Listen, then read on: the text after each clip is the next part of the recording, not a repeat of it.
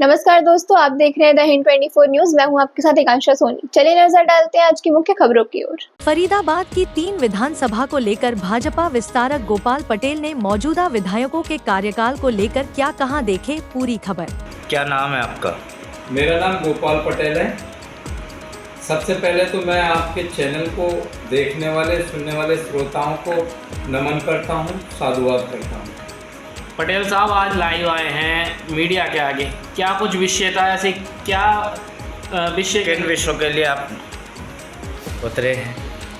सबसे पहले बड़कल विधानसभा की जो जन समस्याएं रही हैं अब तक, क्योंकि यहाँ पे जनता को बड़ी असुविधाओं का सामना करना पड़ा है।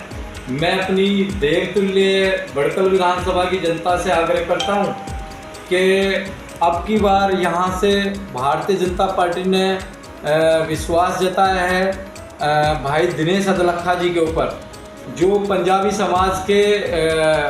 समाज हिंदू समाज का गौरव है। और भाई दिनेश अदलखा जी पंजाबी समाज से आते हैं, तो क्योंकि भारतीय जनता पार्टी ने बड़कल के लिए बड़कल झील दी है और बड़कल विधानसभा के लिए कॉलेज दिया है, और यहाँ पे पटेल चौक पे देश के यशस्वी श्री सरदार वल्लभ भाई पटेल जी की मूर्ति का भी अनावरण किया है। और 3 शहीदों की मूर्तियाँ भगत सिंह चौराहे पे लगाने का काम भारतीय जनता पार्टी ने किया है। और जो यहाँ विकास कार्य अभी रुके हुए हैं और जो काम पाइपलाइन में, उन कामों को भी भाई दिनेश अदलखा जी करने का काम करेंगे। मैं तो सिर्फ और सिर्फ भारतीय जनता पार्टी के जो प्रत्याशी हैं दिनेश अदलखा जी, मैं तो बड़कल विधानसभा की देवतुल्य जनता से यही आग्रह करूंगा कि विकास कराने वाले भाई को यहाँ से जिताकर चंडीगढ़। एक तरफ आप कहते हैं असुविधाओं का सामना करना पड़ा है, असुविधाओं का सामना करना पड़ा है, तो विधायक भी तो आप ही की थी, सीमा तिरखा भी भाजपा से थी। हाँ, उसमें कुछ कारण रहे हैं, कुछ सीमा जी की मजबूरियाँ रही होंगी, तो उसके लिए मैं क्षमा चाहता हूँ और यहाँ की देवतुल्य जनता से आग्रह करना चाहता हूँ सिर्फ और सिर्फ विकास और भारतीय जनता पार्टी को यहाँ से विजयी बनाकर। बड़कल विधानसभा की आप बात कर रहे हैं। बड़कल विधानसभा से 2 बार की विधायिका रही सीमा तिरखा जी, जो उनको अभी शिक्षा मंत्रालय दिया गया था, फिर भी समस्याओं का इतना अंबार बड़कल में लगा पड़ा है, क्या कहेंगे उसको लेकर? देखो, कुछ ऐसा थोड़ा समय का अभाव रहा, क्योंकि सीमा जी को पूरा काम करने के लिए समय नहीं मिल पाया, और जो काम अभी रुके हुए हैं उन कामों को पूर्ण करने का काम भाई दिनेश अदलखा जी करें। लक्कड़पुर की बहुत बड़ी समस्या है, लक्कड़पुर की समस्या कैसे हल होगी?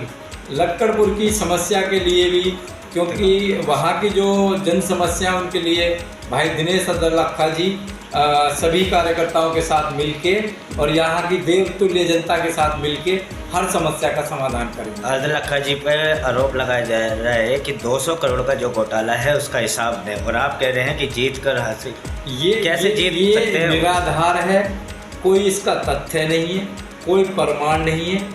ये जो कांग्रेस वाले हैं, ये जुमलेबाज, झूठे मक्कार, ये निराधार आरोप लगाते हैं। ये तो आने वाला वक्त बताएगा कि 5 तारीख को जनता किसको चंडीगढ़ भेजती है। और एक चीज़, सियासतों के फैसले नहीं होंगे विरासतों से, ये तो आने वाला वक्त बताएगा। 5 तारीख को बड़कल विधानसभा की देवतुल्य जनता चंडीगढ़ भेजने का काम करेगी। जय हिंद, जय भारत। जी नमस्कार भाई साहब, सबसे पहले मैं आपके जो श्रोताओं को साधुवाद और नमन करता हूँ। हमारी 2 विधानसभाओं के कुछ और जो बातें वो रह गई हैं, हम फिर से आपके समक्ष लाइव जुड़े हैं जी। तो हम बात करते हैं NIT 86 की जनता का दुर्भाग्य रहा है, यहाँ से भारतीय जनता पार्टी का प्रत्याशी नहीं बना है। तो मैं यहाँ की देवतुल्य जनता से यही आग्रह करूँगा, क्योंकि यहाँ की मूलभूत असुविधाओं को देखकर मेरी आंखों से नीर बरसता है। क्यों? क्योंकि यहाँ नीरज ने कुछ काम किए ही नहीं, सिर्फ और सिर्फ यहाँ की जनता को मूर्ख बनाया है। यहाँ के लोगों को साफ पानी पीने को नहीं मिलता है। यहाँ रोड, सीवर, मंडी की इतनी खस्ता हालत है। यहाँ के रोड कीचड़, पानी भरा रहता है। मतलब विधायक को इतना पैसा मिला क्योंकि सरकार बराबर समान पैसा भेजा है, लेकिन उस पैसे का इसने कहीं इस्तेमाल नहीं किया और फाइल बनाकर गमन कर गया। तो नीरज शर्मा कफन पहनने के बाद भी जिंदा डोल रहा है और लोगों को मूर्ख बना रहा है, बलगा रहा है। तो मैं तो यहाँ की देवतुल्य जनता से यही कहूँगा कि यहाँ एक मौका भारतीय जनता पार्टी के प्रत्याशी भाई सतीश फागना को दें, क्योंकि भारतीय जनता पार्टी ने सतीश फागना जी के कार्यों से खुश होकर और उनको यहाँ से अपना विश्वास जताया और अपना प्रत्याशी बनाया। तो मैं तो NIT 86 की देवतुल्य जनता से यही आग्रह करूँगा, सिर्फ और सिर्फ यहाँ से भारी बहुमत मतों से भारतीय जनता पार्टी के प्रत्याशी भाई सतीश फागना जी को जिताकर चंडीगढ़ भेजने का काम करें।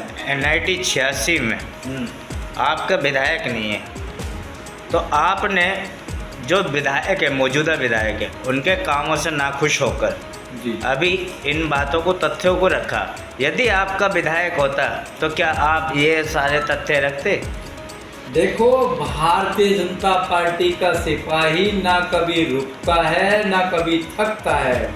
भारतीय जनता पार्टी का जो सिपाही होता है वह निस्वार्थ भाव से सेवा करता है, क्योंकि उसे सिर्फ और सिर्फ उस दिन का इंतजार है जब भारत दुनिया का सरताज बनेगा, भारत विश्व गुरु बनेगा, भारत एक विकसित देश होगा। और भारत की देवतुल्य जनता सब बहुत अच्छे से जानती है और हरियाणा की देवतुल्य जनता भी बहुत कुछ समझ चुकी है। सिर्फ और सिर्फ भारतीय जनता पार्टी को अब की बार जिताकर चंडीगढ़ भेजने का काम करेंगे यहाँ के कैंडिडेटों को। आपने बात की विपक्ष की, कई जगह देखा गया है बीजेपी प्रत्याशी के कार्यक्रमों में वो भीड़ नहीं जुट पा रही है, कहीं ना कहीं जनता नाराज है क्या? नहीं, ऐसा कुछ नहीं है। देखो, जनता जनार्दन है।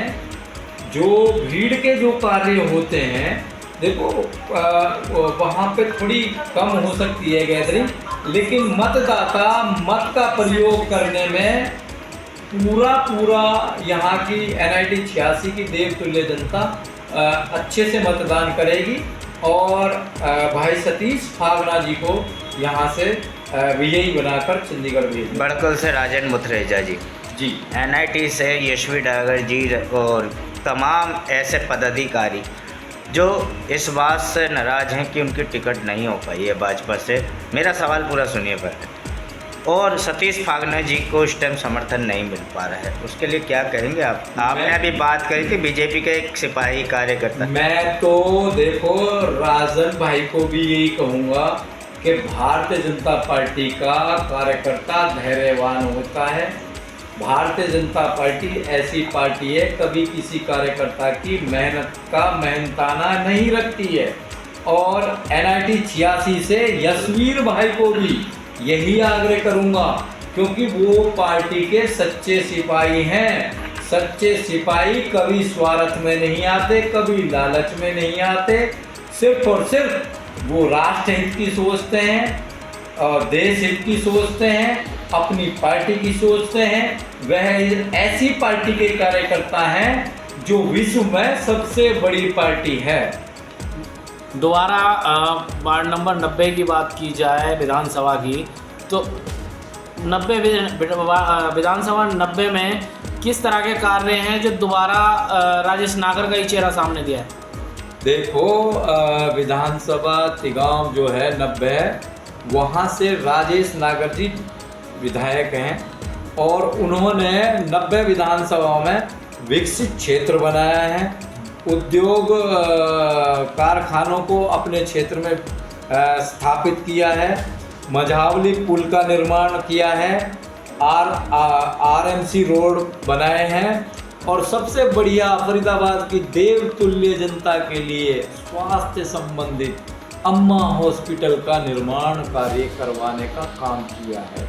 तो इसलिए मैं वहाँ की देवतुल्य जनता से यही आग्रह करूँगा, सिर्फ और सिर्फ आप अगर तिगांव विधानसभा का विकास चाहते हैं तो एक मौका और राजेश नागर को दो। ये डेफिनेटली हरियाणा में भारतीय जनता पार्टी की सरकार बनने जा रही है और यहाँ से फरीदाबाद से अब की बार 3 मंत्री होंगे हरियाणा में। भाई दिनेश अदलखा जी, भाई सतीश फागना जी, भाई राजेश नागर जी, तीनों के तीनों हरियाणा में मंत्री होंगे और फरीदाबाद के विकास में 4 चांद लगाने का काम करेंगे। फरीदाबाद में 6 विधानसभा है जी, 6 में से आपने मंत्री होंगे और फरीदाबाद के विकास में 4 चांद लगाने का काम करेंगे। फरीदाबाद में 6 विधानसभा है जी, 6 में से आपने 3 मंत्री बनाए हैं, तो 3 क्या विधायक ही बन के रह जाएंगे? नहीं भाई साहब, एक बात बताओ, हरियाणा में कितने पूरा 90 विधानसभा 90 हरियाणा की नहीं, मैंने फरीदाबाद की बात करी। लेकिन भाई साहब एक बात, इससे बड़ा और शर्मा जी जो दावा ठोक रहे हैं, इससे बड़ा और सौभाग्य क्या होगा कि एक इकले फरीदाबाद से 3 मंत्री होंगे। और क्या एक बात बताओ, पूरे हरियाणा का कोटा क्या फरीदाबाद में दे दिया जाए? सीएम का चेहरा क्या होगा? सीएम किसान और गरीब परिवार से हैं। हरियाणा की देवतुल्य जनता के जमीन से जुड़े हुए नेता हैं, बारीकी से लोगों की समस्या से अवगत हैं और सीएम का चेहरा और सीएम साहब हरियाणा में इतना विकास करेंगे कि जिसकी कोई लिमिट। चेहरा क्या होगा? चेहरा क्या होगा? चेहरा देखो, भारतीय जनता पार्टी है जो निर्णय करेगी। वैसे हमारे यशस्वी माननीय अमित शाह जी ने पहले ही बोल चुके हैं कि हम नायब सिंह सैनी जी के चेहरे पे चुनाव लड़ रहे हैं, लेकिन जो अपना कोर कमेटी का निर्णय है हम उसका स्वागत करते हैं। और एक चीज़ मैं और आपको बड़े मज़े की बता देना चाहता हूँ, हमारे माननीय मनोहर लाल जी जिन्होंने 9.5 साल हरियाणा में राज किया, आज तक कोई भी उनके दामन पर एक सुई के बराबर दाग नहीं लगा सकता। वो हरियाणा के नहीं, पूरे भारत के ऐसे यशस्वी मंत्री हैं कि जो ना कभी रुकते हैं, ना कभी झुकते हैं, ना कभी थकते हैं। सिर्फ और सिर्फ जैसे नरेंद्र मोदी जी देश के लिए कार्य करते हैं, वो भी देश के उसी तरह कार्य करते हैं। ऐसे ही तमाम खबरों के लिए जुड़े रहिए द हिंद 24 न्यूज़ के साथ।